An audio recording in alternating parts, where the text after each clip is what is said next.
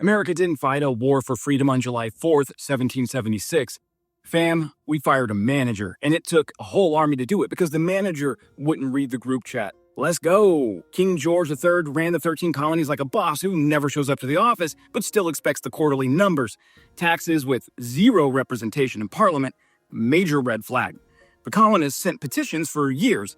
The king ghosted every single one. Then Parliament passed the Quartering Act, which means British soldiers could just move into your house, uninvited. That's serious ick. So the colonists did what you do to a bad landlord. They threw his product in the harbor. History calls it the Boston Tea Party.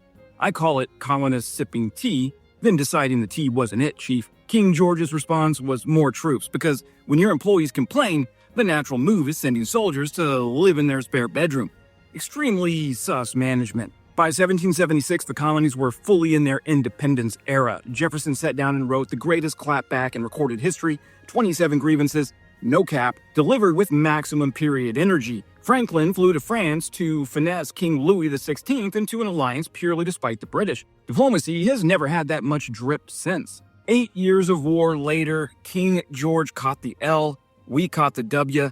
250 years on, we're still throwing a party about it every summer. People bled for that declaration. Men walked barefoot through snow at Valley Forge for a piece of paper so representation could mean something. We owe them a debt, plain and simple. And it hits different when you remember people are still fighting for that same idea right now in Ukraine against an empire that still doesn't believe in reading the room. So happy Independence Day, friends. Go touch grass, eat something off a grill, and be grateful somebody in a bad wig finally caught a red flag and did something about it. Glory to Ukraine. Glory to the heroes.